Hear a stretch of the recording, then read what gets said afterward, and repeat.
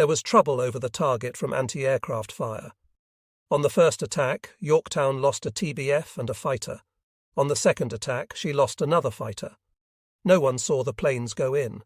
One pilot thought he saw a man swimming, and the submarine Snook, on patrol in the area, was asked to take a look. But no one was found. Several other planes were hit, and one pilot in a dive bomber received a facial flesh wound from anti-aircraft fire. On completing the attack plan, Pownall noticed that the pilots were getting tired and landings were becoming ragged, so he collected the planes and cleared out. One of his young Turks, Captain J.J. Clark, was very critical of Pownall's operations. To put it flatly, Clark thought Pownall was an old woman in his extreme caution. Clark later wrote, "One day, while Yorktown was recovering her combat air patrol by steaming into the wind, we reached a position far ahead of our station in the formation. The other ships were zigzagging to dodge possible submarines. I turned toward the group of ships at 25 knots. They were steaming toward me.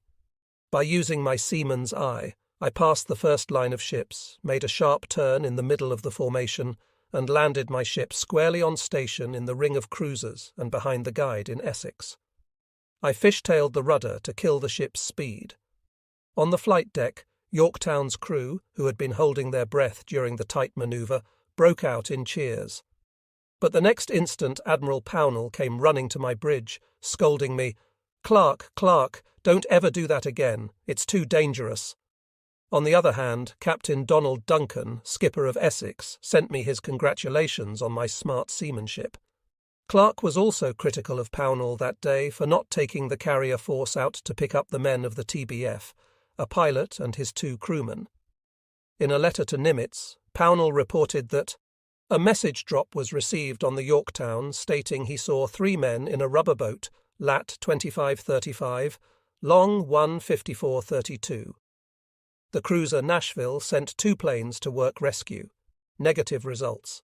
From 1200 to 1608 TBFs from Yorktown made an extensive search of this same area. Negative results. Nevertheless, in my official dispatch, I requested Lockwood to have any submarine east or west bound to take a look north of Marcus. Clark had pleaded with Pownall to take the task force 70 miles west to find the men.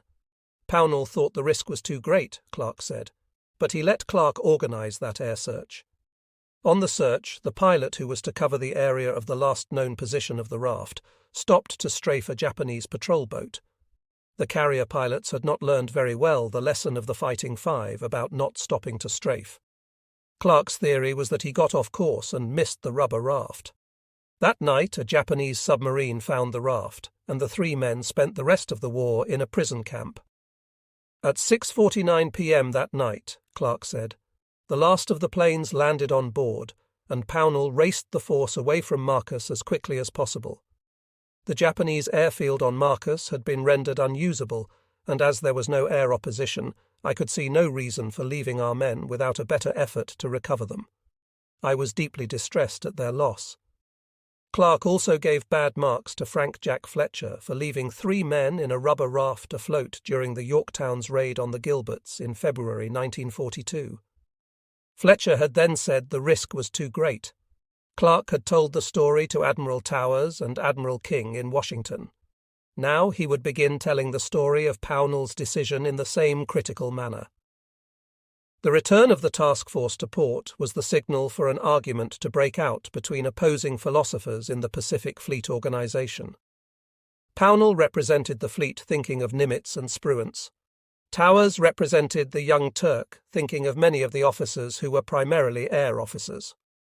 On September 8th, Pownall came to Towers' office to report and said that Spruance had said Pownall would be commander of carriers in the Central Pacific Force.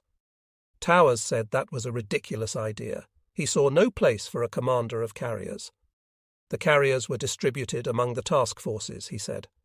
All Pownall would end up doing, he said, was aviation staff work, which should be done by the task force commander's staff. The next day, Towers had a long talk with Ralph Ofstie, Nimitz's air officer, who promised to take up the matter of task force operations with Nimitz after the morning conference the next day. At this point, there was tremendous disagreement among the senior members of the Pacific Fleet Organization over the coming course of the war, and most of it centered around the use of carriers and air power. The divergences of opinion showed themselves in every way, from petty arguments to real basic differences in operations. For example, Generals Somerville, Richardson, Hale, Gross, Franklin, and Levy came into Nimitz's office one morning to talk about logistics for the coming Central Pacific campaign. The talk turned to air logistics. Nimitz said Hoover would handle all this as commander of shore-based air. Somerville questioned the idea, still pumping for his theatre command principle. Towers said that whatever happened, the deputy commander ought to be an airman, so no conclusion was reached that day. Nimitz tried to resolve the air fleet argument by sending Towers on an inspection trip to the south, but Towers came back to take up the battles just where he had left off. He was asked to recommend staff for Hoover. He said he could not until he knew what Hoover was going to do. He was asked to recommend staff for Pownall. He said Pownall ought to have one of several task forces. Towers was constantly on the defensive. He felt that he was fighting a losing battle against black shoes. Captain Steele of the Nimitz staff one day suggested that the carrier Lexington be sent to Alaska to ferry over some engineers who were badly needed in the Pacific. Towers was aghast. Nimitz turned that one down very quickly. On September 24th, the morning staff conference dealt with command for operations, and particularly the command of task forces that involved carriers. For days this problem had been under discussion, and it was discussed again. Then Admiral King arrived for his next meeting with Nimitz. The King-Nimitz meetings of late September 1943 included Halsey, for there were important matters to be discussed. MacArthur wanted to move on into Bougainville by the end of the year, and King wanted to be sure that the Gilbert's operation was all set and ready to move out. These matters were discussed. Admiral Towers wanted to talk about task forces and the use of air power. There were administrative matters. Whether the commander of the air forces in the South Pacific should be under Halsey or under Towers, and similar problems. Towers, however, wanted to talk about the use of air power. He had recommended the use of one fleet carrier and a light carrier in a task force. King turned him down until there should be more experience with the new abundance of carriers available. All summer, Spruance and his planners had applied themselves to the problems of the Gilberts. Spruance did not like the Nauru expedition at all, so he put Turner and Holland Smith to considering Makin, the closest Gilbert atoll to the Marshalls. They all agreed that Makin was a much better choice than Nauru, which was useless and too far from the other objectives. Spruance urged Nimitz to secure a change from King and the Joint Chiefs, but Nimitz would not start crying out at long distance, and nothing happened. Finally, one day Holland Smith came to Turner and said he did not have enough troops to take Nauru, and there were no transports ready to bring in other troops if they could be made available. They went to Spruance, who asked Smith for a letter to that effect. Spruance recalls, "As the conference assembled in Sinkpak's office, Admiral Turner handed me General Holland Smith's letter about taking Nauru together with his own endorsement. I read this and gave it to Admiral Nimitz. The latter in turn read it and passed it to Admiral King. After Admiral King had read it, he turned to me and asked what I preferred to take instead of Nauru. My reply was Makin. After a little discussion of the value of Makin over Nauru, Admiral Cook said that one of the reasons they had selected Nauru was to broaden the front. The upshot of the conference was that Admiral King soon agreed to the change in objectives, and said that he would recommend it to the Joint Chiefs of Staff for approval. The second item of business was the matter of hydrography, or the navigational mapping of the Central Pacific. The charts in the hands of the Navy could hardly be called scientific instruments, as indeed the Gilbert's operation was to prove so conclusively.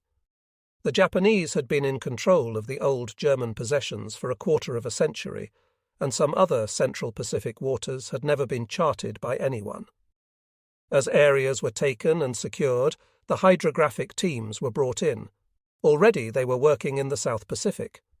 The third item for discussion was the use of pontoon causeways in the Central Pacific operations. So important did King consider this that he ordered Rear Admiral Alan G. Kirk to come to the Pacific on temporary duty. Kirk was to bring assistance and films of operations involving pontoon causeways and instruct Turner and his officers in their use. On the second day of that series of meetings, Nimitz opened by noting that he was preaching to the British on the advisability of establishing air bases in the Cocos Islands. The second item concerned old ships in General Somerville's possession, which he was willing to give Nimitz. But it would not work that way. Somerville must give the ships to King, who would decide on their disposal, east or west. Third, Nimitz brought up the troublesome problem of the torpedoes and exploders.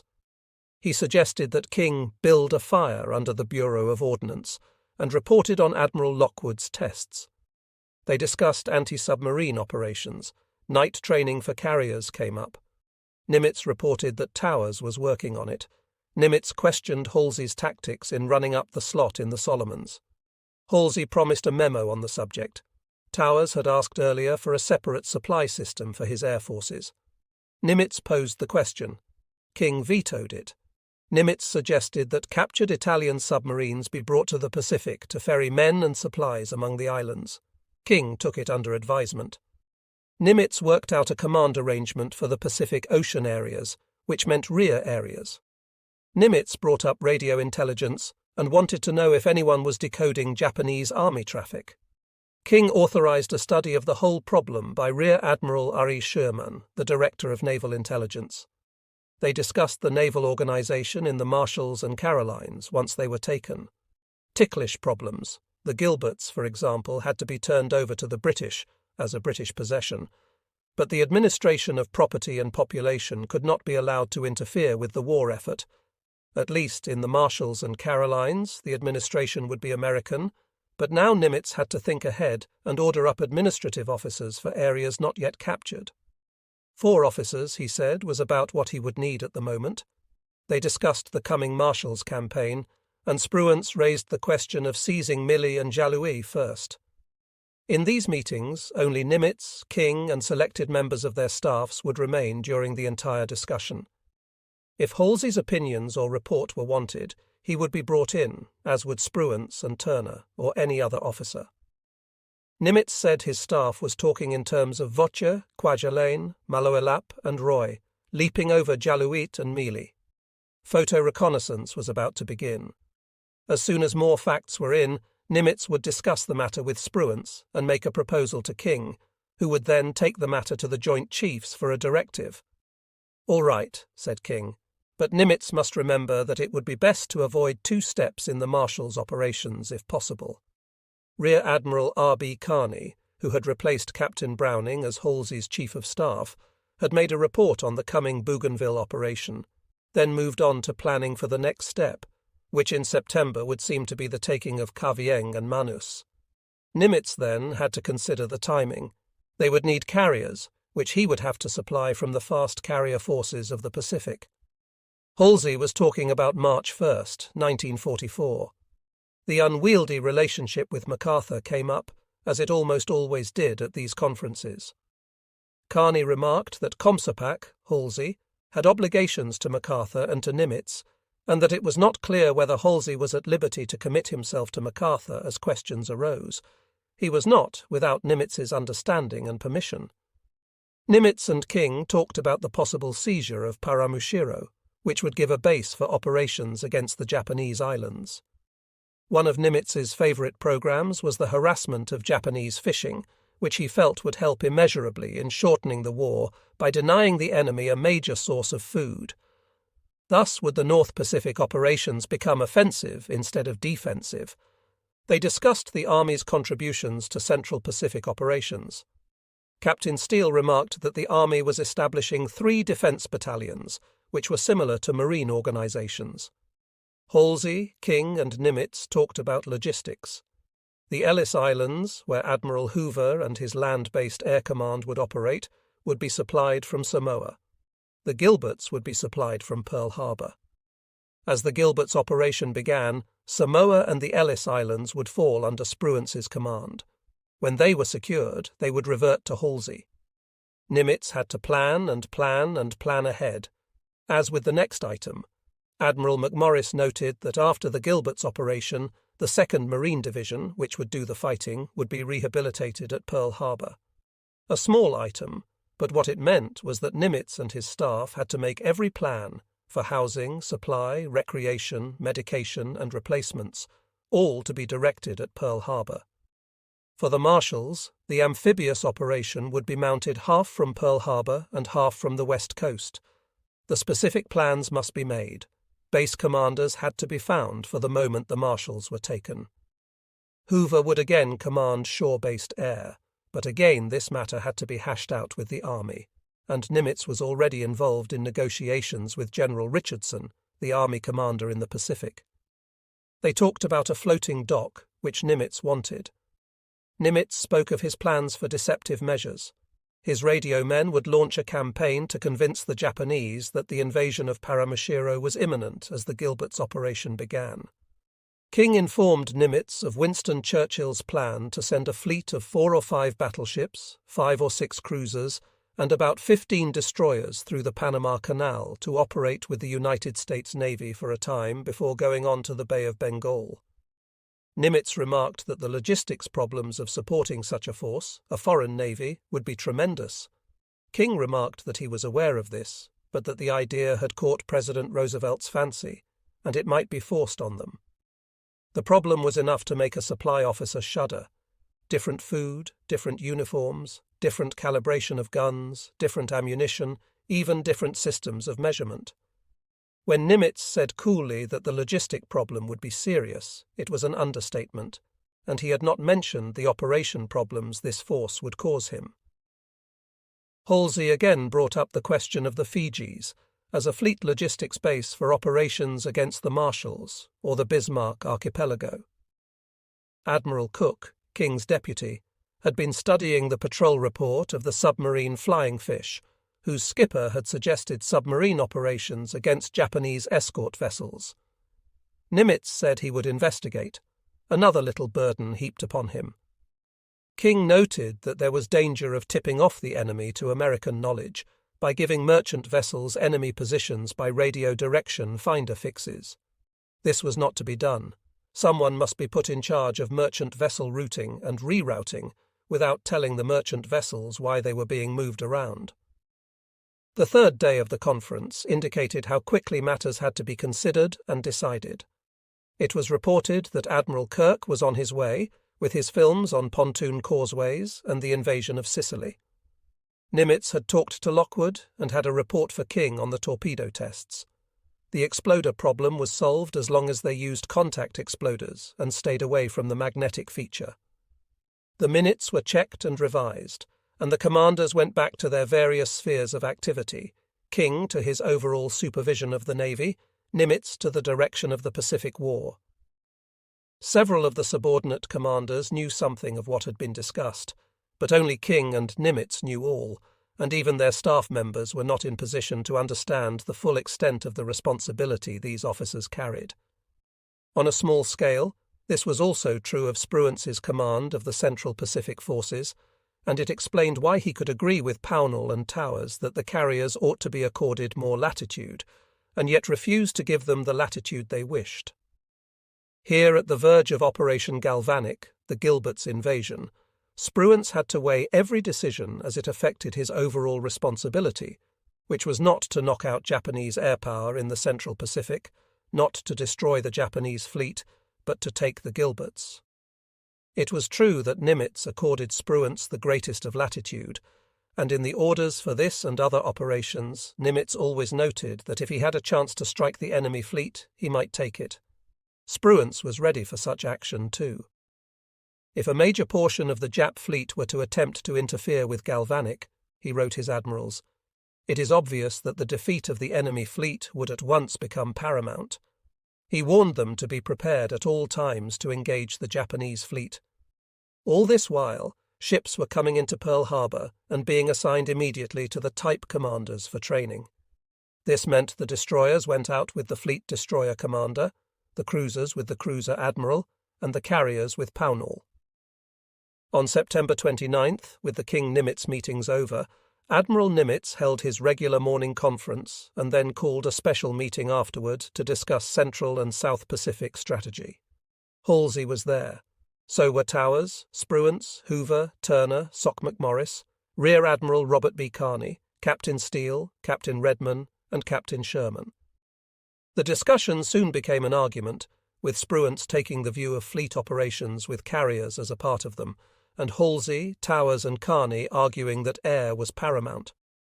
Towers said at the moment they were using an elephant gun to kill gnats, and suggested that the Saratoga and the Monterey be sent off to the South Pacific to harry the Japanese until needed. He also recommended a combined battleship carrier attack on Nauru to keep the Japanese off balance, and Towers spoke out very strongly against the classic fleet training, which demanded overwhelming gun force with carriers. These conferences were becoming very testy.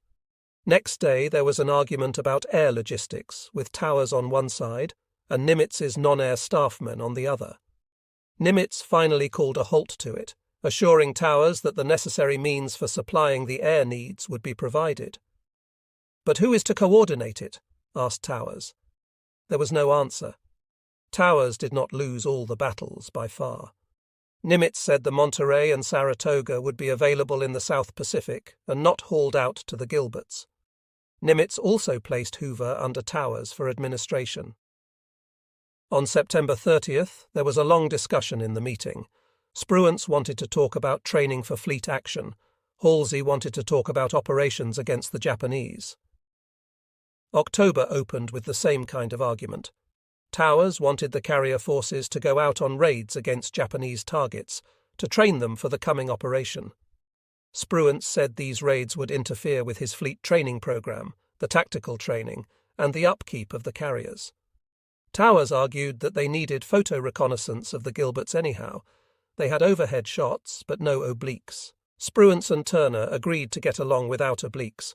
He wanted all possible carriers to protect his convoys, and none to go out shooting alone. At the meeting on October 5th, a general melee seemed to threaten. It began with the argument about carriers and training as opposed to operations. Towers remarked again that they were sending a huge force against the Gilberts. "I felt that unless a more offensive attitude is taken, and our great career strength is employed to the limit, we might all lose our jobs, and justly so." Then Towers threw the dirt into the fan. He did not believe the galvanic operation was even justified, he said. It should be abandoned in favour of a direct move into the Marshalls, which, if successful, would automatically reduce to unimportance the objectives set up in the first step. He noted that he had told Nimitz this even in the spring. Nimitz said it was a little late. The operation against the Gilberts had been ordered by the Joint Chiefs of Staff and had to be carried out. Nimitz had recommended it to the Joint Chiefs, Towers reminded himself bitterly. "All right," said Towers, "but why not stage a major carrier raid on the Marshalls or elsewhere before the Gilberts operation?" Pownall broke in, much to Towers' disgust, to talk about night carrier operations. Towers said impatiently that there was no use talking about night operations without night fighters, and they had no night fighters to speak of. Turner on the one side and Sherman and Towers on the other got into an argument about the value of indirect support during an amphibious operation when the carriers went against adjacent air bases. Turner said he wanted the planes overhead or available. Towers said the best defence was a good offence, wiping out the enemy air before it could get off the ground. McMorris got into the argument, supporting big air operations before the Gilberts' landings. Nimitz broke it up by asking for specific time and space schedules. On October 6th, Towers went to the West Coast on business, and Sherman, his chief of staff, held up the arguments for him. Spruance did not want to make strikes in the Marshalls before the Gilberts' operation. Turner wanted all carriers on defensive activity at all times. On October 7th, Nimitz decided that was how it would be. He was guided by the shortage of destroyers at the moment. A destroyer had just been lost off New Guinea, and 3 had been damaged in the Solomons. As for the Gilberts, Turner again argued that he must have the direct support of all aircraft for the landings. Forrest Sherman argued that they ought to hit Mealy and other bases to neutralize them. Later that day, they talked about Nauru, which was potentially very dangerous to the Gilbert operation because the Japanese maintained an airbase there. Admiral Fitch suggested that Central Pacific carriers move in and hit Nauru. Spruance did not want his carriers moved around before the Gilbert's operation. It would interfere with their upkeep, he said, and besides, the strike would not accomplish anything. Fitch, who was very outspoken when he was aroused, said he thought things would be better all around in the fleet if Nimitz would make some new efforts. First, the aviators needed a better promotion schedule and more liberal awards policy. Also, Fitch added, there should be less of that damned aviator philosophy around Pearl Harbor. Nimitz listened. On October 11th, Towers returned from the United States mainland, and the arguments were renewed. Towers again said too much was being thrown against the Gilberts. He was supported by Captains Kelleher, Ofstie, Redman, and Admiral Hoover. Nimitz listened and said he would re-examine the plans and perhaps make drastic reductions in personnel and material committed to the Gilberts. After the arguments had ended for the day, Nimitz decided he had heard just about all he wanted to hear from the airmen for the moment. Towers had written several letters in the last few weeks concerning his own wishes to become a task force commander. Nimitz now suggested that maybe Towers would like to have Fitch's job down at Espiritu Santo. He could go and retain his rank of Vice Admiral. "Please let me hear from you at an early date on this matter," Nimitz said. Towers realized he had gone too far. There, in the summer and early autumn of 1943, as the first big independent Central Pacific operation shaped up, was a picture of the complexities of Nimitz's command. In that summer he had begun to adapt a foreign concept of supply to the old naval idea of a fleet travelling on its own with base support. The army system, which was basically the one adopted, called for a constant infusion of supply and a planning and delivery network as complex as the fighting system itself. In this new kind of war, Nimitz saw that the army way was superior to his own, and he accepted it. In 1943, Nimitz began to become a legend in the fleet. No accident, since his customary comportment, as has been shown, created tales that would travel across every mess deck.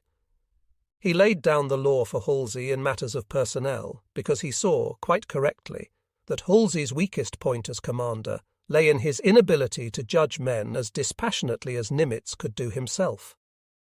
In the matter of responsibility, Nimitz was showing his reliance on those who could accept almost total responsibility themselves. Lockwood and his submarine men could take that load, and Nimitz gladly gave it up to them.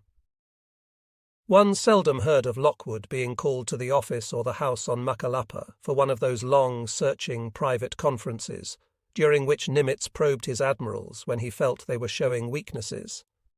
Lockwood was doing everything Nimitz would have done himself, so he was let alone. Nimitz saw that the army, once it got its foot in the door with the logistics changes, would try to exert even more influence. But he fought that struggle with Somerville, as shown, and won it. At the same time, he was able to oversee the addition of more and more fighting officers. Hoover, Hill, Wilkinson, for example. He was much troubled by the groping of the naval air forces as they prepared for the first big carrier operation. The Navy in 1926 had agreed to the recommendations of the Morrow Board that only aviators should command carriers, seaplane tenders, and air stations. Thus, in 1943, the United States Navy had a backlog of command experience in aviation work that was greater than the number of carriers in the pre-war fleet would indicate. Forrest Sherman and J.J. Clark were young but thoroughly experienced carrier commanders. Frederick Sherman, A.E. Montgomery, and Pownall were experienced task group commanders. Yet the burgeoning of the air forces of the Navy had been so rapid that the edges were still very rough, and it was also indicative of Nimitz's understanding of the problem that he spent so much of his time concerned with air affairs, so little with the submarines, which were equally vital to victory. And finally, in these months of summer and fall of the second year of war, Nimitz was faced with an anomaly. His aviators had a very good point, strategically, when they wanted to bypass the Gilberts entirely and go on to the Marshalls. But Nimitz saw more from his vantage point as Commander-in-Chief of the Pacific Forces. The carriers might have been ready, But the rest of the American Pacific Force was not. There were too many new ship captains, too many reserve officers in the ships, too many young sailors from the farm, and too many Marines who had just begun to learn about amphibious operation. The airmen could see, from their point of view, precisely how they would handle the job, but they did not have to contend with Nimitz's problems. It was a mark of his stature as a commander that most of those aviators never knew what the problems were. For 2 days, Towers pondered the quiet but very firm letter he had received from Admiral Nimitz about his future. Then Admiral Towers sat down and wrote a secret personal memo to his commander-in-chief, stating that he was not unhappy with his job and that he did not want to relieve Fitch. He felt that his job was more important than Fitch's, and that as more carriers came to the Pacific, it would become increasingly important. His struggle to strengthen the position of the airmen in the Sinkspack staff, he said, was simply for the best interests of the fleet and the Navy. The arguments continued, but on a markedly less emotional plane where Towers was concerned. This leavening was working both ways. Although Towers did not know it, the fight he had been waging for so long was extremely effective. Assistant Secretary Gates and Under-Secretary Forrestal were both naval airmen, and they were no mean allies. Forrestal had written encouragingly to Towers a few weeks earlier. "Don't give up the battle yet on naval air," the Under-Secretary had said. "It may seem slow from out there, but I think we are making progress." The progress was immense, and it was, in effect, changing the entire nature of naval operations. But one could not expect that change to come overnight, nor expect commanders trained in conventional naval methods of the past to embrace a developing weapon before they understood its potential. The Navy shipbuilding program was emphasizing carriers because of the struggles of the naval airmen and the strategists' realization that the airmen were conceptually correct. 24 large Essex-class carriers were being built. Some, as noted, were already in the Pacific, 27 000-ton ships that seemed to be monsters. 9 light carriers, built on hulls originally intended to be cruisers, were in the water or on the ways. New planes had been built to fly from these carriers, planes that were, to a very large extent, the result of the sweat and argument of Towers, McCain, Radford, and the other airmen in the Bureau of Aeronautics. The F-6F Hellcat and the F-4U Corsair were the new fighters, built with an eye on recommendations such as those of Fighting Five, with all those endorsements from Admirals Fitch, Halsey, Towers, and Nimitz. These new planes were armed with .50 caliber machine guns, but carried twice as much sting as the old F-4US. Their top speed was at least 100 miles faster than the F-4, U's 300 miles an hour. They could climb faster and maneuver more quickly. They did what Nimitz and the others demanded. They outclassed the Zero in performance without abandoning the safety factors such as armor for the pilots. In hindsight, one can spell out the course of the war in the matter of airplane types. All the American planes were improved, while the Japanese fought the entire war with only slight modifications to the fighters and bombers and torpedo planes that had attacked Pearl Harbor. It was a matter of raw materials, tooling, and industrial capacity, not brains. The Japanese simply could not meet the challenge of an awakened American behemoth whose submarines were smashing their empire. And if the carrier fighters were more improved over the old than the dive bombers and torpedo bombers over their predecessors, then the fighters were converted to fighter bombers. Soon the carrier planes began sporting 5-inch rockets. The carriers had the Oerlikon 20s and the Bofors 40 types, plus improved 5-inch anti-aircraft guns with improved controls and rate of fire. The development of radar had brought about the Combat Information Center, CIC, in which the directors could see all around the carrier task force for many miles, identify friend and foe, and send combat patrol planes out to destroy the enemy long before he could come within range. With the coming of the new fast carriers, training for the fall operations was speeded up. On October 9th, Towers conferred with Pownall, Montgomery, and Sherman regarding training operations. In September, Nimitz had written Admiral Harold Bowen, Chief of the Bureau of Ships, discussing radar. "You are quite right about the importance of radar. It runs like a thread through just about all of our operational activities. Its impact on the Navy is nearly as heavy as the advent of steam or of modern shooting weapons. We have agreed out here that a radar officer solely for the operational end of radar is desirable for my staff, and have taken steps to obtain one, realizing that he will be most active in gunnery, aviation, identification, and navigational matters. I only mention the CIC problems, largely concerned with the most effective uses of radar. The CIC, now experiencing growing pains, has taken on new importance in the last 6 months. On October 5th, in the Combat Information Centre, CIC, of the carrier Yorktown, Lieutenant J.G. Charles Ridgway, acting as fighter director, spotted on the radar screen 2 flights of Japanese planes coming in from the North Marshalls as the carrier moved to attack Wake. Each formation consisted of 6 fighters and 6 bombers. The American fighters were vectored out to attack and shot down 10 of the Japanese planes. The others turned away from the fight and the carrier and landed on Wake. So the ability of the carrier to protect itself was indicated very strongly, and this was part of the argument in the conferences in Nimitz's office. In a meeting on October 9th, the merits of long-range strikes versus close amphibious support were discussed fully. Captain Forrest Sherman showed the group films taken of the Wake and Marcus attacks, which showed the great power of carrier aircraft. 3 days later came irrefutable proof of the growing importance the Navy attached to aviation. After the morning conference in Nimitz's office, the Admiral kept McMorris, Lockwood, Towers, Steele, and Ofstie to discuss staff changes. Principal among these was the upgrading of air officers on Nimitz's staff. Nimitz asked Towers to nominate an officer for the job. Towers named Radford, Forrest Sherman, and Donald B. Duncan. Nimitz said to put them in order of preference, and Towers said he was listing them in order of seniority. Nimitz insisted on preference.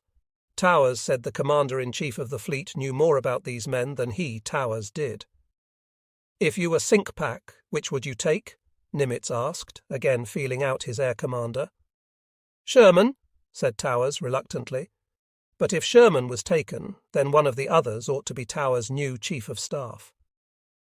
That same day, Nimitz brought Sherman to the Sinkpack staff, and Arthur Radford became Towers' Chief of Staff. Here, obviously, was a victory for the aviators who had felt suppressed for so long. Sensing this victory, the airmen pressed on.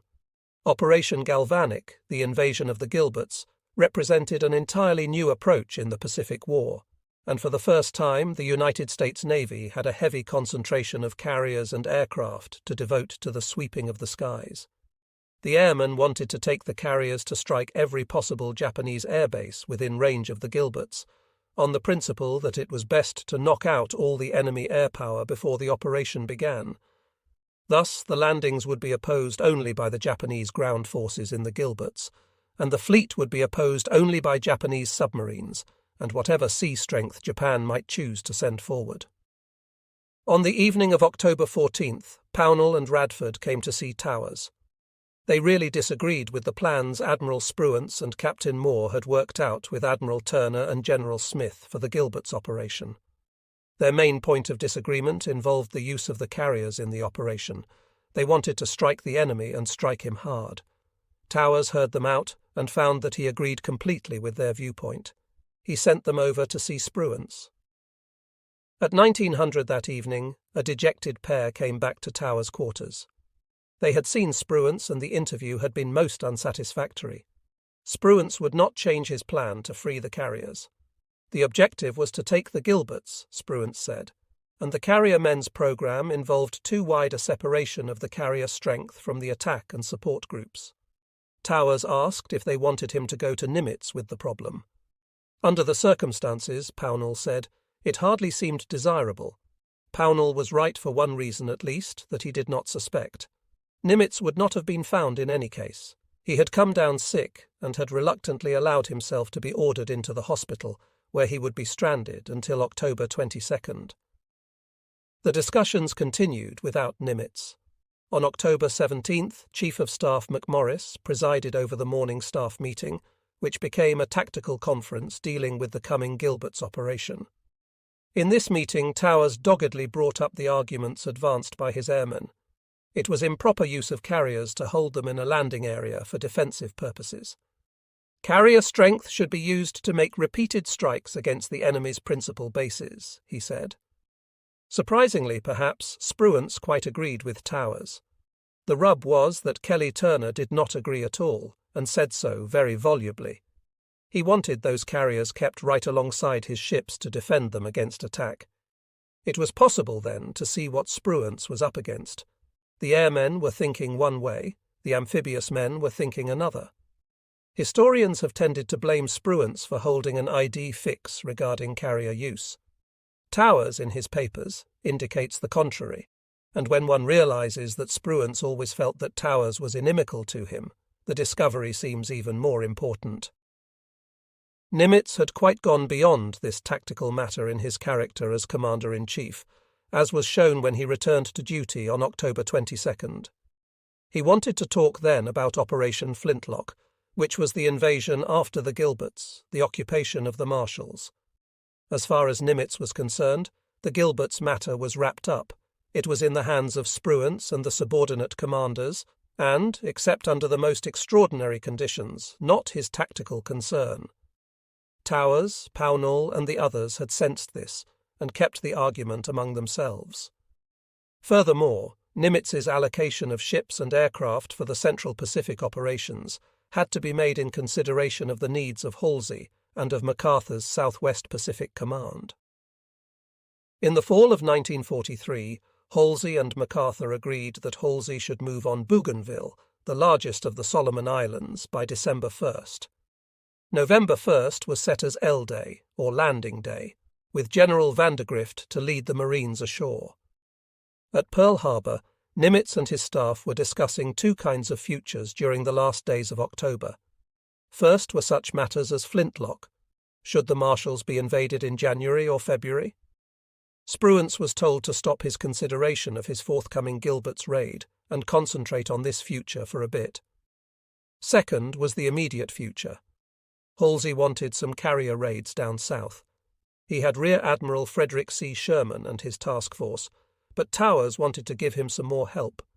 Sherman struck the area and then went back south of Guadalcanal to refuel. On the night of November 1st, the Japanese came in against Halsey's landing in force, and Admiral Merrill's cruiser task force repelled them, sinking a light cruiser and a destroyer without losing a ship. Next day, the Japanese began sending in airstrikes and air and surface reinforcements from Truk. Sherman hit back at Rabaul and drove the Japanese back to Truk. All this was very much touch and go, because part of the Pacific Fleet's fast carrier forces had been sent south to give Halsey a hand. Admiral Montgomery in Essex, with Bunker Hill and Independence as Task Group 50.3, and Sherman in Saratoga with Princeton as Task Group 50.4. The problem was to use them as fully as possible in the south, and then get them up to Spruance by November 19th, ready to go on the Gilbert's operation. The organization of this new striking force was as complex as it was large. It included 200 ships, more than 35,000 troops, 6,000 vehicles, and 117,000 tons of cargo. Part of the difficulty at Pearl Harbor's endless meetings among strategists was that only Admiral Nimitz saw the whole picture of the Pacific War. For example, when the airmen cried out for the opportunity to take their carriers afield and smash the Japanese at their bases, Nimitz could quite see their point. The evidence of Marcus and Wake was clear. The United States Navy now possessed a remarkably effective striking weapon in the fast carrier. When Kelly-Turner and Holland-Smith insisted stridently that they must have full support of the landings on the beaches, Nimitz could see their point as well. But what Turner, from his vantage point, and Towers, from his, could not see, was the war as it looked to Nimitz, who was responsible for the defeat of Japan. At the September meetings of Nimitz and King, it had been made quite clear that the Gilbert's operation was to be a dress rehearsal for the Marshalls. The organization of such an effort had never before been attempted. The Gilbert's operation was to be the testing ground, and that is why Nimitz could really pay no heed to Towers' suggestion that the Gilbert's operation be dropped as unnecessary. Admiral Spruance was in charge of this complex effort, although, as noted, much of his personal attention was already being focused on the Marshalls. Just as much of Nimitz's personal attention was focused on operations that would not take place for many months. But there were problems even here. The facilities at Pearl Harbor were not adequate for the training of the units as a fleet, so the ships would have to concentrate somewhere else on the way to their objective. A new problem for Spruance. Another problem was the coordination of land-based aircraft, including naval, army, and marine units. This task had been assigned to Admiral Hoover, who moved into port at Funafuti on November 7th. The Curtis, his flagship, was quickly moored, anti-torpedo net was run out around the ship, and telephone lines were run ashore.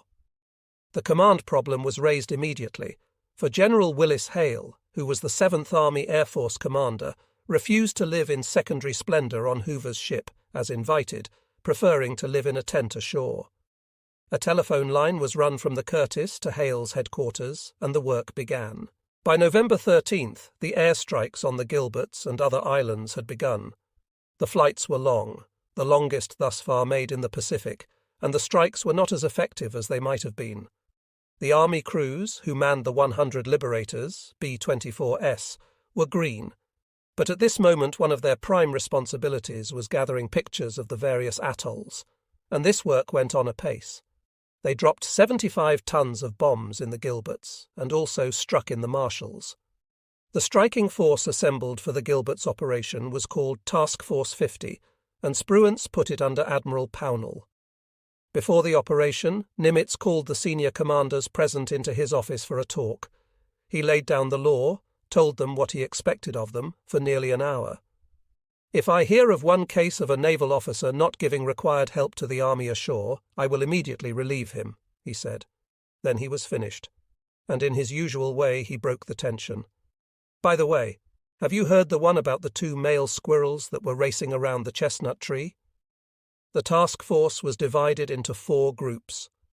Pownall, in the Yorktown, led the Lexington and the light carrier Cowpens, in what was called the Carrier Interceptor Group, Task Group 50.1. The Northern Carrier Group, Task Group 50.2, was led by Rear Admiral Arthur W. Redford in the Enterprise. He also had the light carriers Belleau Wood and Monterey.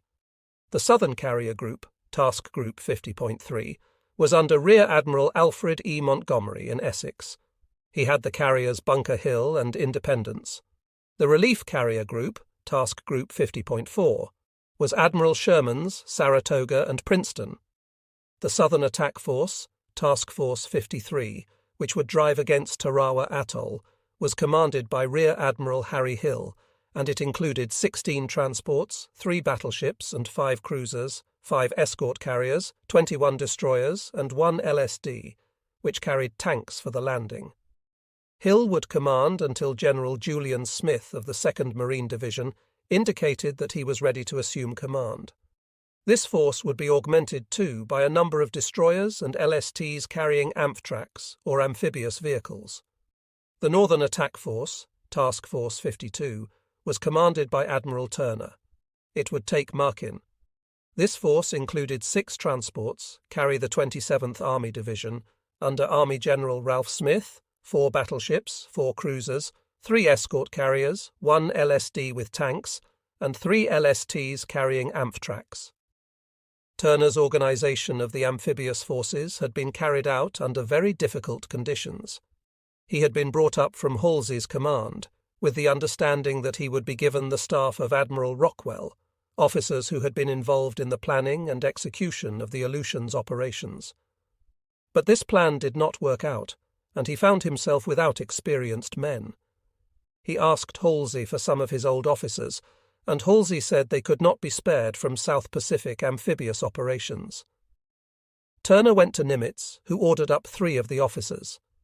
The problems continued, however, and a month before the invasion of the Gilberts, Turner asked Marine Headquarters in Washington for a new Marine officer to be Assistant Chief of Staff in the Amphibious Command. This request came 8 days after Nimitz had issued SINCPAC Op. Plan No. 1343, which was the fleet order for the capture of the Gilberts. The assembling of the invasion force was quite a feat. The 2nd Marines were in New Zealand, so Admiral Hill flew down to Auckland and joined General Julian Smith. They came north on November 1st in the transports, to rendezvous with the battleships, cruisers and destroyers at Ep.8 in the New Hebrides, held a practice landing operation there, and sailed for Tarawa on November 13th. Montgomery's Task Group 50.3 and Sherman's Task Group 50.4 had been in the south, on loan to Halsey. They fueled at Espiritu Santo about November 12th and sailed for the Gilberts on November 14th, having mauled Rabaul on several strikes earlier in the month, so effectively that the Japanese in Rabaul were unable to help the Gilberts. Pownall in overall command and operating Task Group 50.1 and Radford in Task Group 50.2 sailed from Pearl Harbor on November 10th. So did the Northern Attack Force. Admiral Spruance accompanied that force in the cruiser Indianapolis, having chosen the smallest ship that would accommodate his staff. Admiral Turner's flagship, the battleship Pennsylvania, was far more impressive, but that is how Spruance wanted it. He had placed Turner in command of the Northern Attack Force, and he was merely riding with the force. He spent his time pacing the decks, listening to music, reading and relaxing. He had planned the operation and written lucid orders for his subordinates. He would not step in unless a command decision was in order, and that would mean either disaster or an opportunity to smash the Japanese fleet. The ships were coming in from Pearl Harbor, Efate, Samoa, Funafuti and San Diego, following tracks preset by the planners, so that all would converge in the Gilberts area in time to meet the D-Day schedules on November 20th. Part of the mission of Spruance's force was to deny Nauru to the Japanese. In days before, the enemy had used Nauru as a staging base for airstrikes. But on October 18th, planes of Admiral Hoover's land-based force hit Nauru. On October 19th, Admiral Sherman's Task Group 50.4 hit Nauru again, and thereafter it was out of action. The first part of the mission was accomplished. On that same day, Pownall's force hit Jaluit and Mealy, the two Marshall atolls nearest the Gilberts, and began knocking them out. That same day, the Northern and Southern attack forces made visual contact at sea 400 miles southeast of the Gilberts. Spruance left Turner's force because he wanted to be on hand at the Tarawa landing, where there was more possibility of trouble than in Turner's area. On Makin, the Japanese had a handful of guns and 800 troops in the area of principal fortification, Butaritari Island, and nearly 300 of these were construction workers. All their float planes but one had escaped, and the crew of that plane committed suicide as the attack began. Against this force came 4 battleships, 4 cruisers, 13 destroyers, and 5 carriers of various sizes. At 0500 on the morning of November 20th, the atoll was visible from Kelly Turner's flagship. 40 minutes later, the ships began launching spotting planes, and by 0600 the transports were ready to disembark the 6,400 soldiers who would assault the beach. Carrier planes swooped down on the flat beaches. The whoomph of 14-inch guns roiled the air, and for nearly 2 hours the guns barked and growled until a pall of smoke hung above the island. First blood was drawn then. A turret exploded in the battleship Mississippi, killing 43 men and wounding 19 others. As for the Japanese, they sat silently in their bunkers and took the battering. They had nothing with which to fight, and not even a patrol ship was in the harbour. The remarkable fact of the Battle of Makin Atoll is that it took the Americans 3 days to secure the area, in spite of the tremendous armada, the air power, the 8-to-1 ratio of American fighting soldiers to Japanese, of whom only 300 were really fighting men. The Japanese did oppose the landings.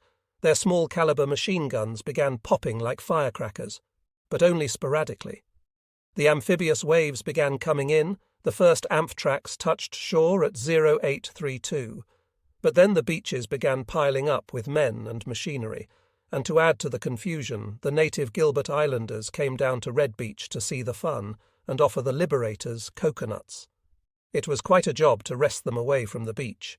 They were lured by K-rations and other luxuries. By mid-morning, the western beachhead of the island was secured, and troops began moving eastward. They were slowed by a shell crater in the road and stopped by 15 Japanese riflemen with a machine gun. Obviously, the men of the 27th Division, a National Guard division, were not proving to be fire-eaters. The trouble on the beaches was partly because of the reef, which extended out 1/4 of a mile from the beach. Under normal conditions, the reef was covered by perhaps 4 feet of water, which would make it possible for Amphtrax, and also landing craft, to land easily. But this day was haunted by an extremely low tide, and only the Amphtrax could come in. They shuttled men back and forth from the regular landing craft. By midday, the beaches were in good shape, except for the pile-up of supplies, but the troops were just not moving. As night fell on D-Day, the American troops were firing at everything that moved, including each other. Next day, as progress did not improve, General Holland Smith came ashore from Turner's flagship. He was raging, for as he watched the lazy popping of a few Japanese guns on this island, he was aware of a desperate battle being fought for the other objective, Tarawa, 450 miles away. Holland Smith had harsh words for nearly everyone on that island of Butaritari, and one tale shows why. Accompanied by my aides, Major Woodrum and Captain Asbill, I was driving along the beach where hundreds of troops were unloading supplies. A company came through, firing indiscriminately right and left and forcing the unloading party to take cover in the belief it was enemy fire. Jumping from my jeep, I located the lieutenant in command and asked what he was firing at. "I'm trying to clean out snipers in this area," he replied. "Can't you see there aren't any Japanese around here?" I shouted. "Our men are working all over the area, and you come shooting at treetops when any damn fool can see there aren't any Japanese up there. Why, the enemy is thousands of yards up front." "I was given orders to clean out this area," the lieutenant persisted, "and I think there still may be Japanese around here. I'm shooting at everything, so we won't be taking any chances." This did make me howling mad. "If I hear one more shot from your men in this area, I'll take your damn weapons and all your ammunition away from you," I said, revealing my identity.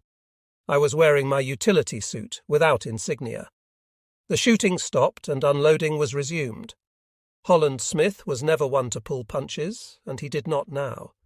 He blamed the Macon fiasco on the Army's General Smith and his officers, and he later told Nimitz that if Ralph Smith had been a Marine, he would have relieved him on the spot. But since there was no question about the taking of the island eventually, Holland Smith left and headed for Tarawa, where there was trouble. A short time after he left, Ralph Smith announced that Macon had fallen. Tarawa was indeed a different story.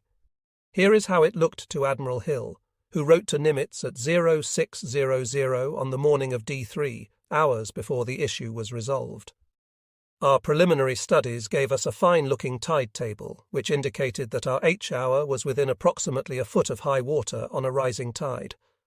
As it turned out, the table was practically 100% in error, with the reef almost bare out to 500–700 yards offshore. Aboard the flagship, the battleship Maryland, there was a feeling of wonder and confidence. As one witness saw it, the destroyers were out wide in a protective screen. The 3 battleships, Maryland, Colorado, and Tennessee, leading the van within the circle, cruisers bringing up the rear, escort carriers far off our port quarter, the Ep.8 and LSD, big humpbacked landing ship which served as dry dock for small craft, clustered in the middle for maximum protection. You felt the muscle, the pent-up power, ready to be hurled against that spit of land which was our target, and you felt that nothing on earth could resist the momentum of this vast, sea-going war machine. 2 days earlier, the feeling of going into battle had come to the men. The loudspeakers on the ships boomed. "Now hear this. We are now entering enemy waters. You are directed to exercise every precaution not to disclose our position. There will be nothing thrown over the side. The smoking lamp is out at sunset." On D1, a submarine contact was reported to Admiral Hill, and he left 2 destroyers behind. All day long they played cat and mouse with the sub, and in the end came back to the force to announce that they thought they might have damaged him. That day also, planes from the carrier force shot down a big Mavis 4-engined flying boat before he knew what hit him. I do not think that this force was ever detected, although there was a possibility that Turner's force, slightly to the north of us, had been reported, Admiral Hill said. Morrison noted that a scout plane had sighted Turner's force that day, according to Japanese sources discovered at the end of the war. Then came another adventure, which Hill reported in these terms to Nimitz. As we were snaking through the pass south of Tarawa, trying to keep out of radar range, we got a surface contact which we assumed to be a picket boat patrolling the passage. My picket reported it, and I sent Dubose out to develop the contact. Rear Admiral L.T. Dubose, commander of Fire Support Group Section 2 in the light cruiser Santa Fe. They closed to about 8,000 yards and opened fire together with my destroyer picket, and after a few salvos it disappeared off the screen. They asked me on TBS if they should challenge, and I replied in the negative, as this was a very critical part of our approach, and it was vital that we remain undetected if possible. It now appears that this contact may have been the Nautilus, and if so, please tell Charlie Lockwood that I am sorry to hurt one of his fine subs, but under the circumstances there was no alternative. It was the Nautilus. The picket destroyer Ringgold sent a 5-inch shell through the base of the Nautilus's conning tower, rupturing her main induction value, but not exploding. Her commander took her down, and she hid for 2 hours while a sweating damage control party put her together again so well that she could move on and complete her mission, then return to base. My direction and time of approach was well known to all hands, and I had to assume that no friendly vessels would be placed in my way at that period.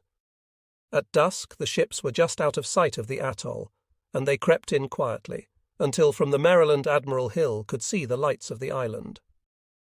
3 decks down in the Maryland, aft on the starboard side of the ship, Lieutenant Commanders Kenneth McArdle and E.A. McPherson made themselves ready for the next day. McArdle, the public relations officer in charge, was posted on the flag bridge.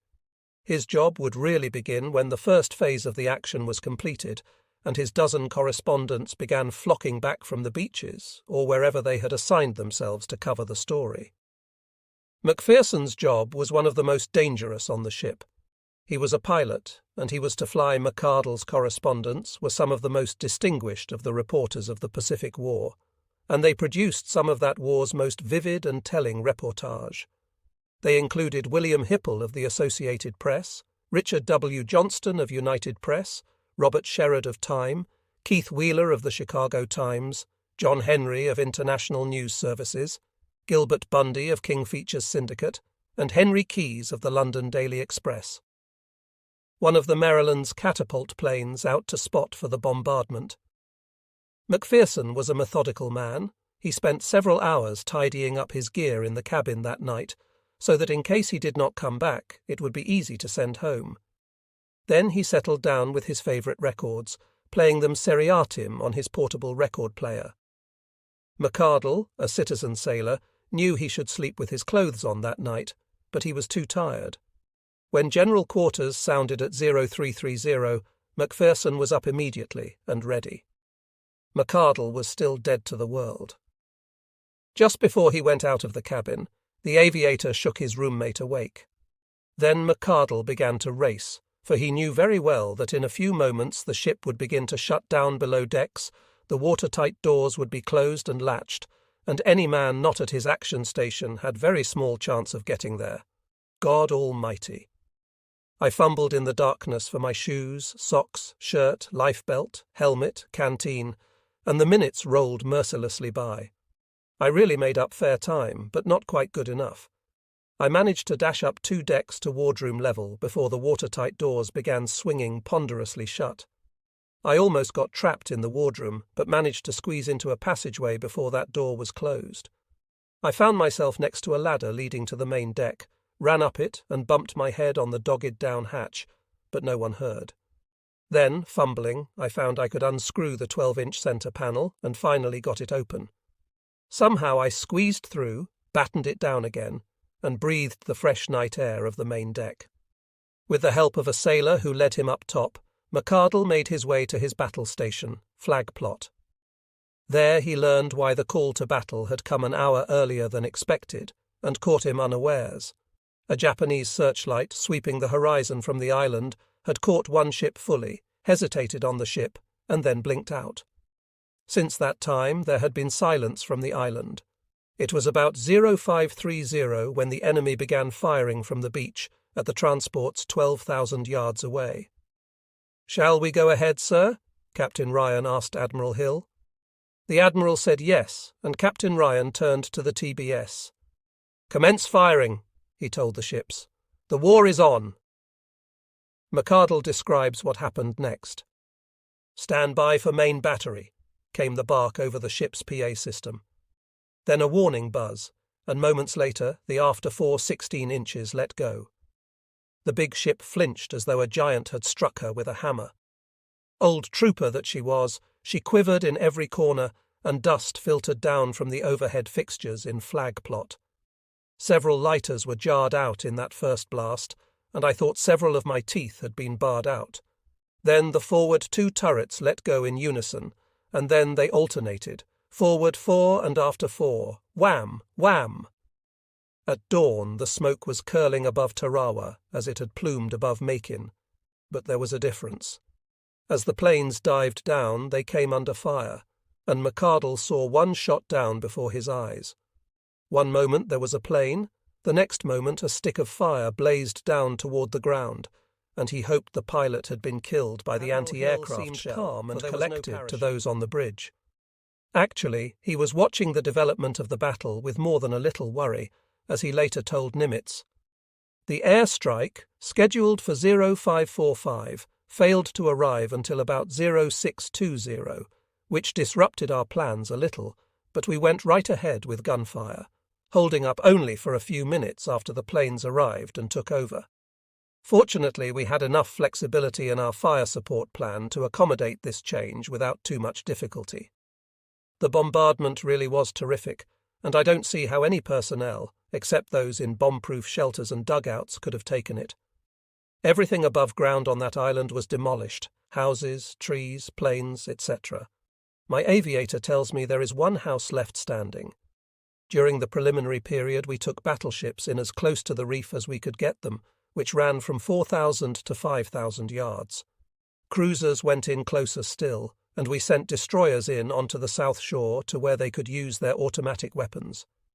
There were a few shots fired our way, but they were wild and very quickly silenced.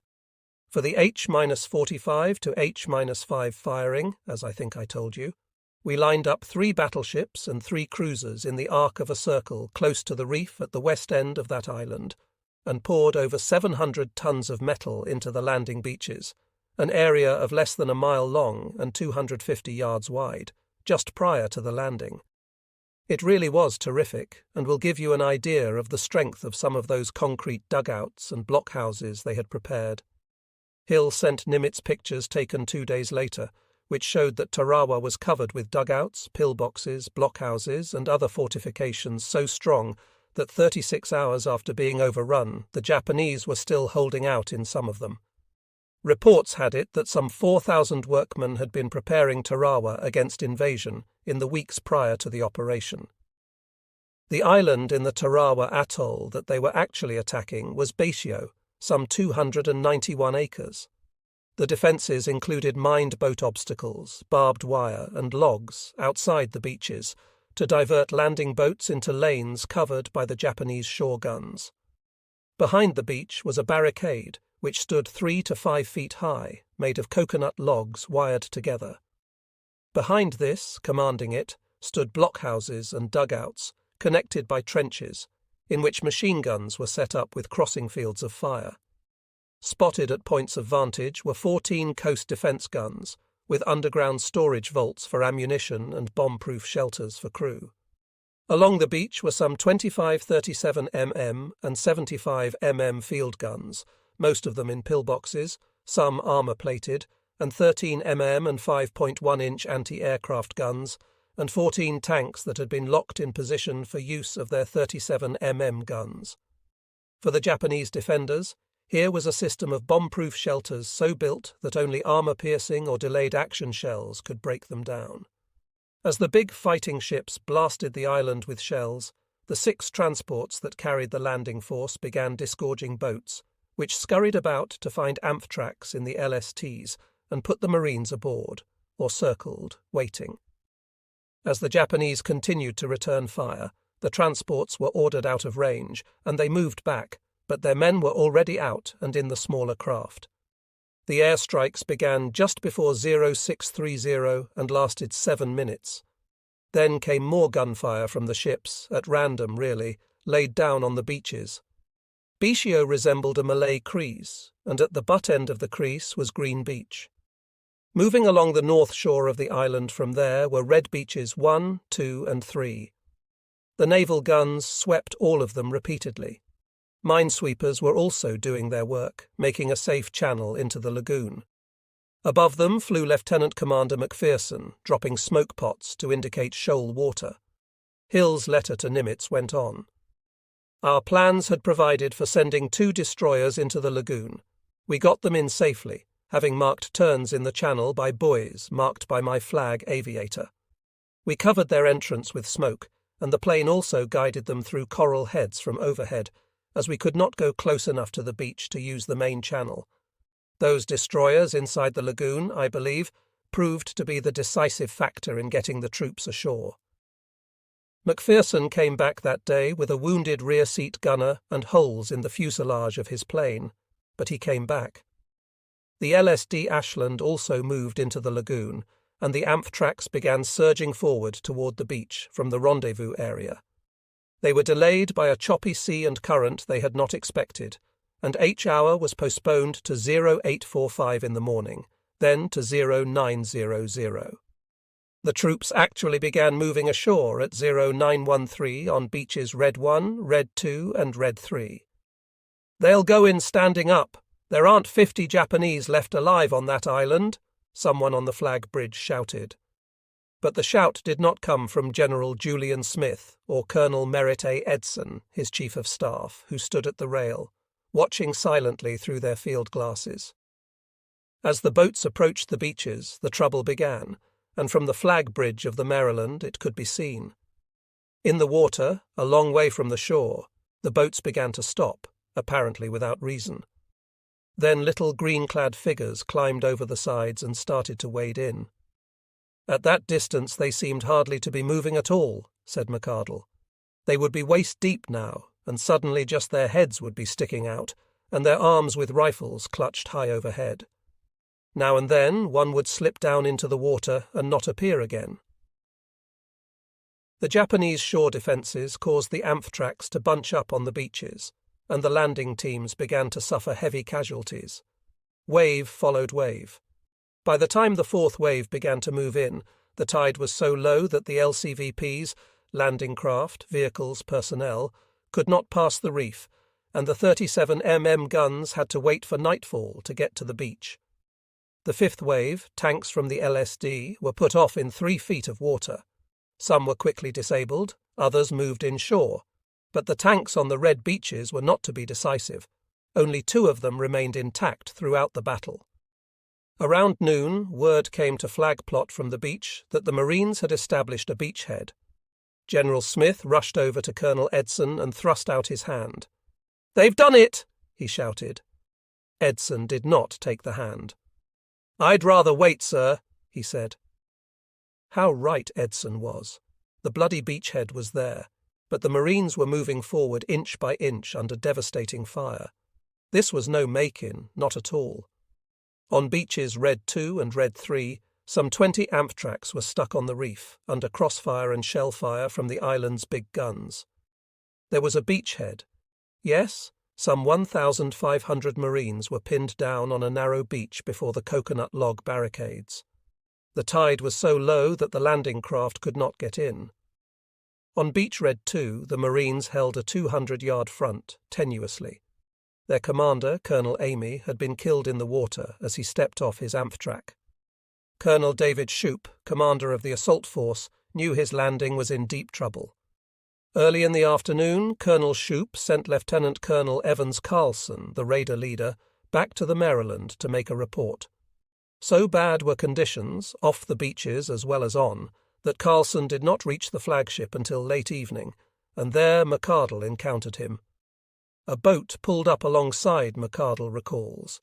and I looked down to see the weather-beaten face of a middle-aged Marine looking up at me.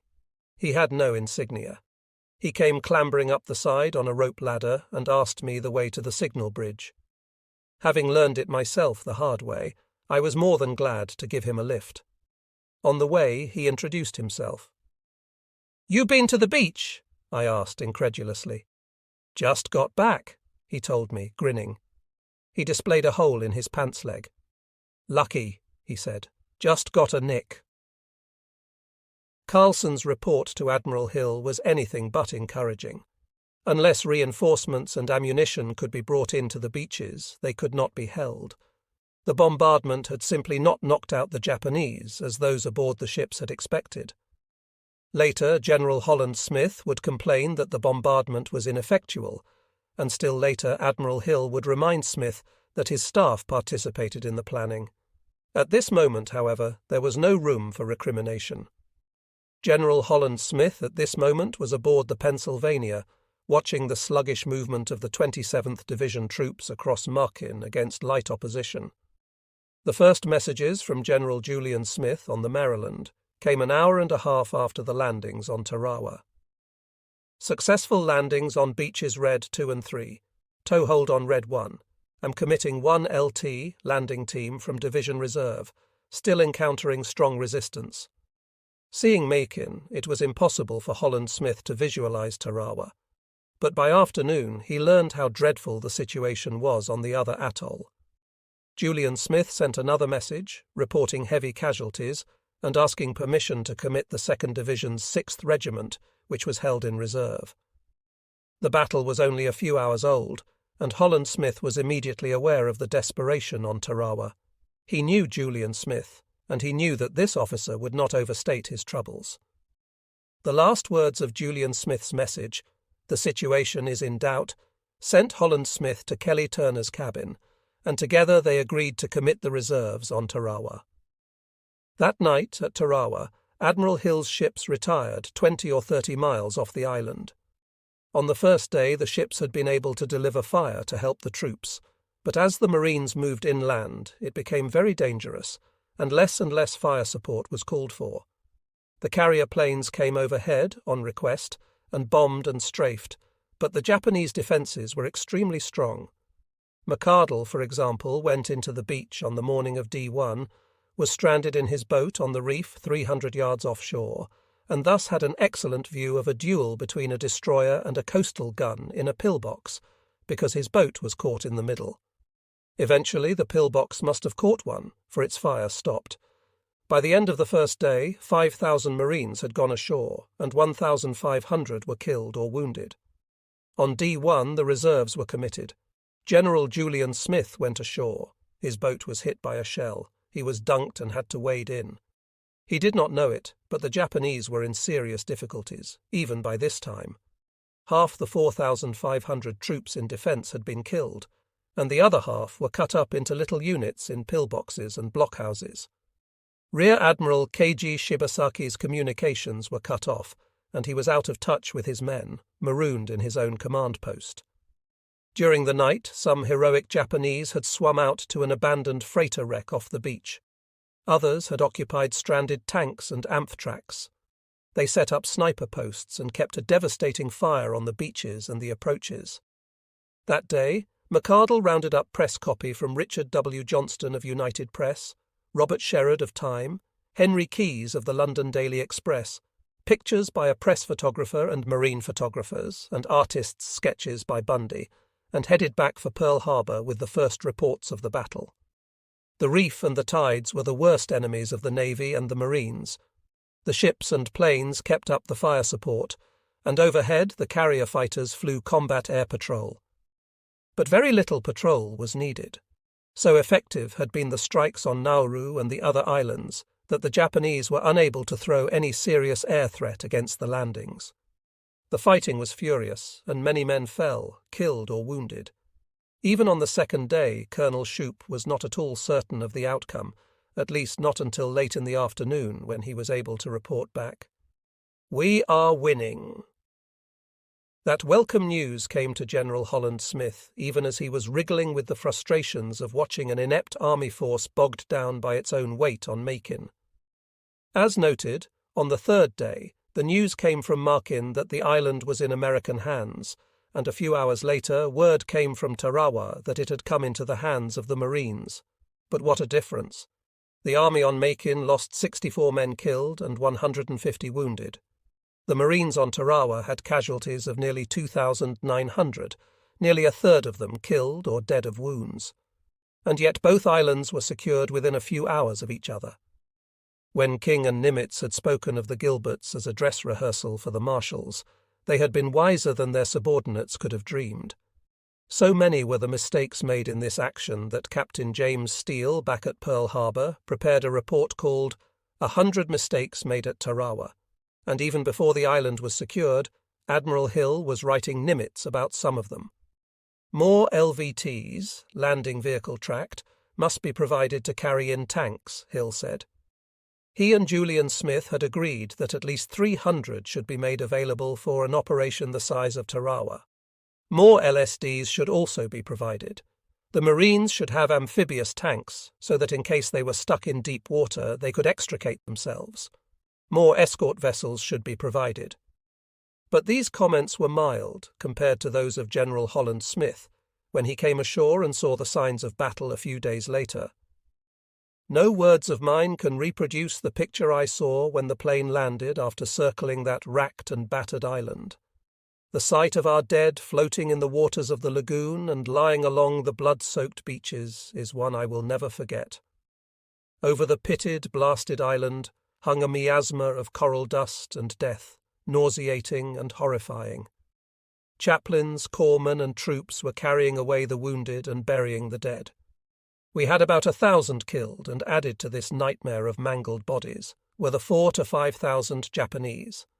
The Marines took 146 prisoners, but only 17 were Japanese. The others were Korean labourers. Holland Smith knew instinctively that he and the Marines would be severely criticised at home for the heavy casualties of this operation. Almost in a state of shock, he toured the island. "I don't see how they ever took Tarawa," he said. "It's the most completely defended island I have ever seen." In his tour of the island, General Holland Smith began to draw conclusions. He visited every pillbox and blockhouse on the western end of the island and discovered how ineffective had been the naval and aerial bombardments. Only one of the fortlets, said Smith, was destroyed by naval gunfire. All the rest had been taken by Marines with explosives and hand grenades. As the battle closed, the Navy suffered a severe loss. A Japanese submarine penetrated the American screen south of Macon and torpedoed the escort carrier Liscombe Bay, which blew up and then sank, taking 644 lives, including that of Rear Admiral Henry Mullenix, the commander. Earlier, the Independence had taken a torpedo. For the next few days there was a bit of mopping up in these islands and in others of the Gilbert group. Admiral Spruance remained in the area. Back at Pearl Harbor, the Nimitz staff meetings had been involved in very heavy argument on the eve of this action. Towers had opposed the entire Operation Galvanic until 3 days before Spruance's sailing. Then, for the next few days, Nimitz and his advisers had been completely wound up in the planning for the Marshals' invasion, which was next on the calendar. The Joint Chiefs of Staff were pushing Nimitz as early as November 7th for a date for Operation Flintlock, and on November 8th he had sent them a date of January 17th. Before the sailing of the fleet to the Gilberts, Pownall had suggested a carrier attack on the Marshals as soon as the Gilberts were secured, one that would involve the carriers and the fast battleships. A few hours after the invasion of the Gilberts began, Towers asked in the morning meeting at Pearl Harbor that Spruance modify his orders and let the carriers move out to attack the Marshals. Nimitz asked why Spruance had planned, as he did, to keep the carriers close by. Towers replied that Spruance was half expecting a strong Japanese naval force to move out from Truk and was ready to fight a fleet engagement. McMorris concurred, but Towers thought it would be better to put the carriers to use against the Marshals' bases rather than leave them sitting ducks outside the Gilberts. Nimitz told McMorris and Sherman to draft such a dispatch to Spruance. On November 24th, the strikes began, with one at Mealy in the Southern Marshalls, but it was not until November 26th that the carriers were released. Some of the carrier men claimed that the loss of the Liscombe Bay and the torpedoing of the Independence were the direct result of keeping the carriers as sitting ducks. But that was the job of escort carriers, as would be shown beyond doubt at Leyte. That day, Nimitz and several members of the staff took off in the XPB-2YI, which was the staff plane, and flew non-stop from Pearl Harbor to Funafuti. A message came in from Spruance protesting the aircraft disposition, and McMorris showed it to Nimitz. The admiral simply said to ignore it and went on, bound for Tarawa to look over the results of the action. Spruance remained in the Gilberts. Most of the naval forces were sent away, the carriers under Pownall and Montgomery to hit Kwajalein and Votja and make aerial reconnaissance of the Marshalls for the future. Rear Admiral Lee, with 5 battleships, 2 carriers, and 12 destroyers, was sent back to the South Pacific, stopping at Nauru to bombard and smash the defences with carrier strikes. Early in December, the post-mortems on the Gilbert's operation began.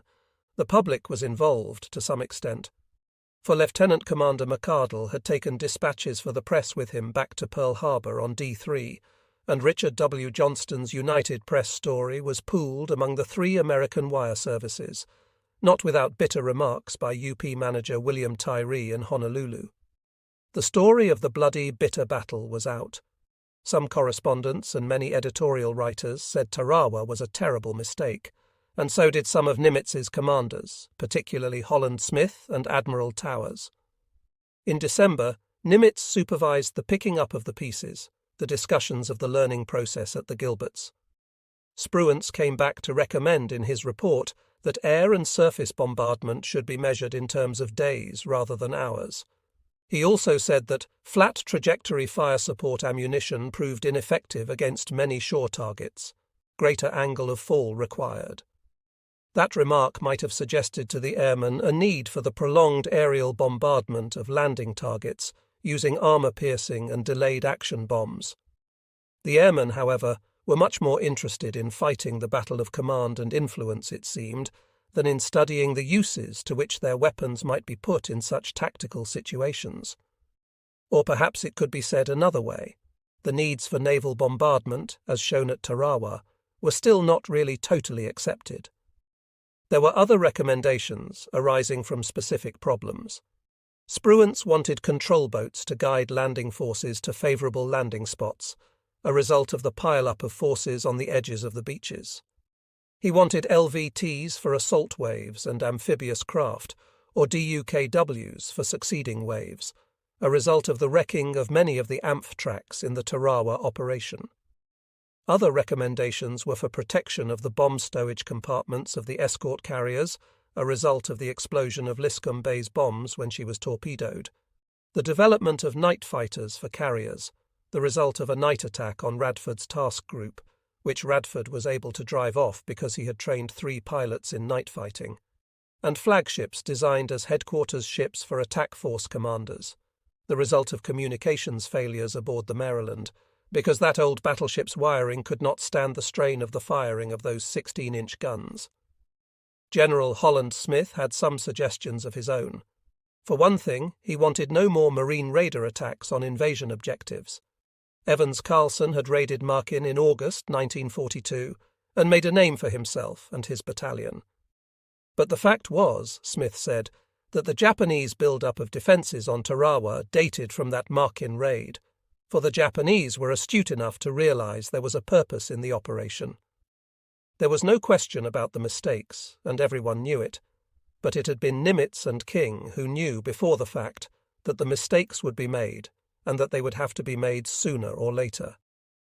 For even as Spruance and his armada were sailing for the Gilberts in the middle of November, Nimitz was holding special planning meetings with Vice Admiral John H. Newton, his new deputy, Rear Admiral McMorris, his chief of staff, Rear Admiral Forrest Sherman, his new plans officer, and Vice Admiral Towers.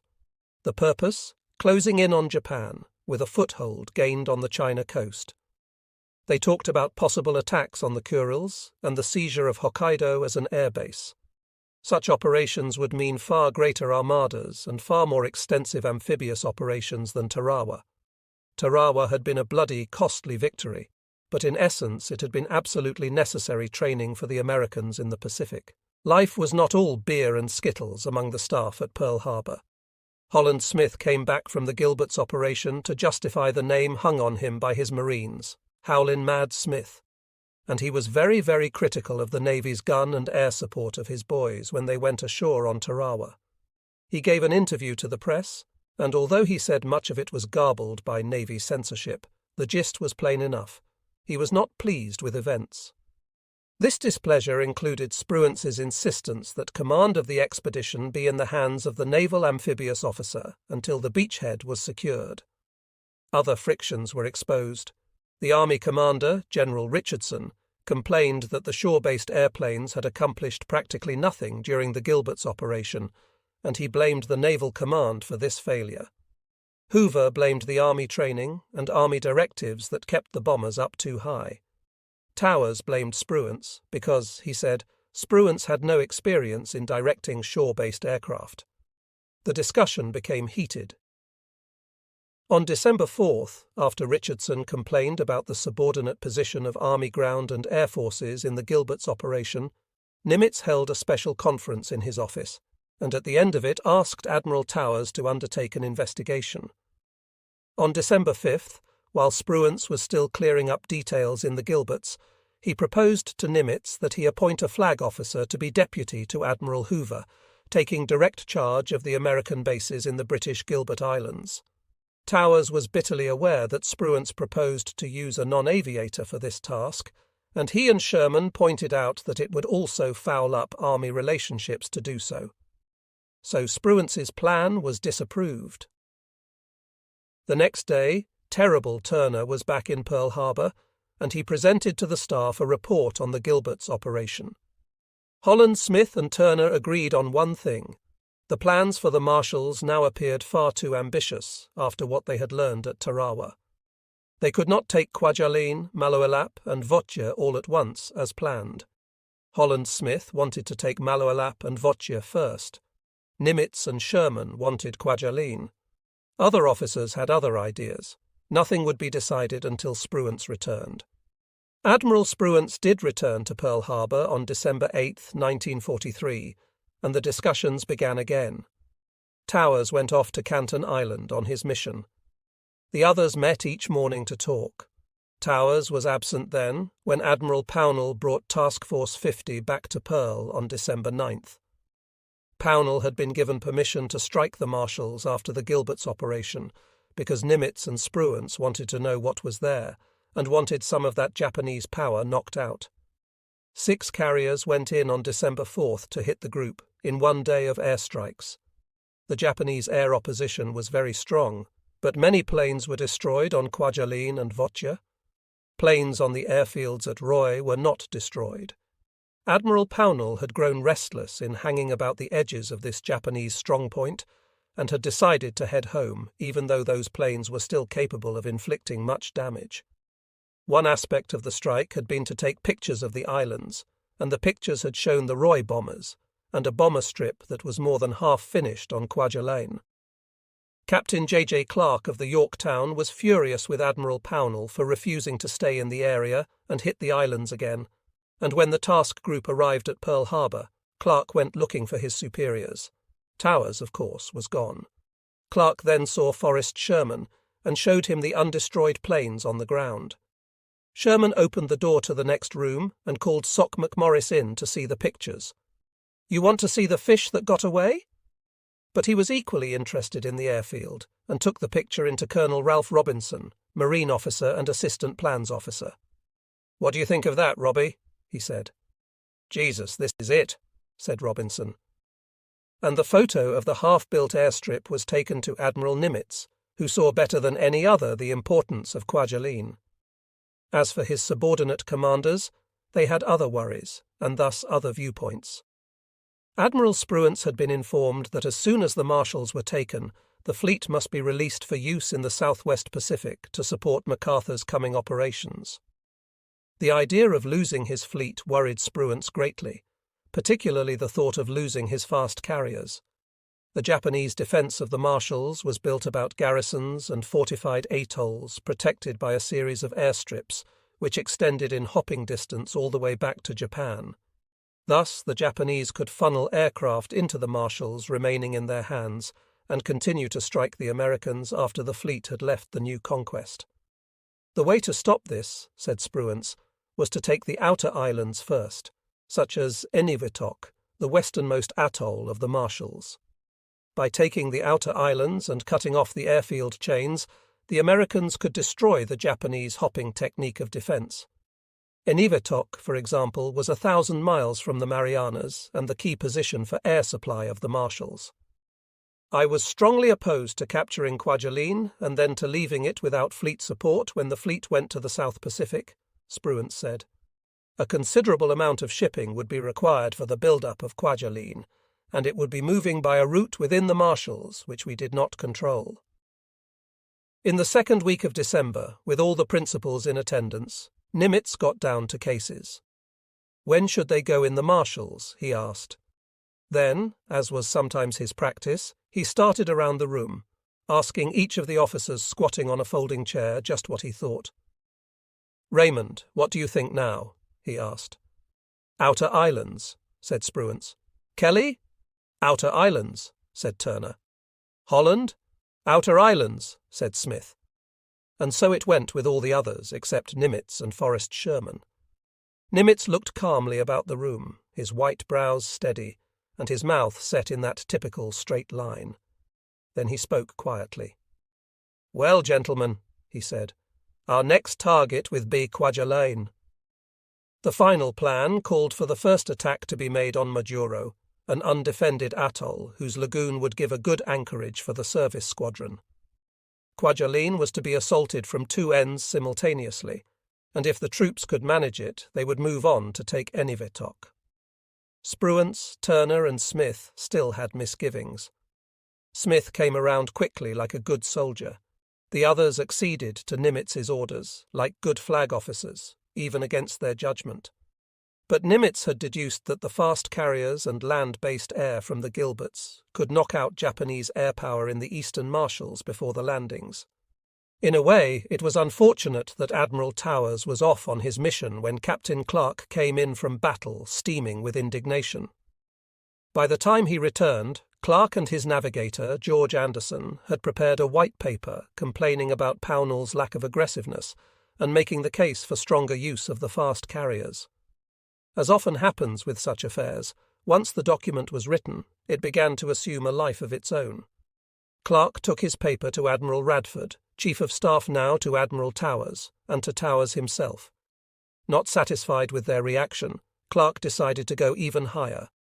He detached his No. 2 Combat Air Intelligence Officer, Herman Rosenblatt, and got him a ride back to Bremerton aboard the Lexington, which was going home for an overhaul, having taken that torpedo on the way back from the Marshalls.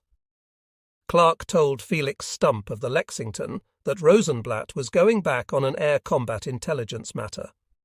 In Seattle, Herman Rosenblatt got a ride to Washington in an airplane and took the paper to his brother Sol Rosenblatt, who was a lawyer and intimate of the Roosevelt family. Sol Rosenblatt said the paper should be seen by the president himself. Herman Rosenblatt then sought out Franklin D. Roosevelt, Jr. 2 days before Christmas he saw young Roosevelt and said he had a story for the president. "That was fine," said FDR, Jr. "Let's go up to Hyde Park for Christmas dinner."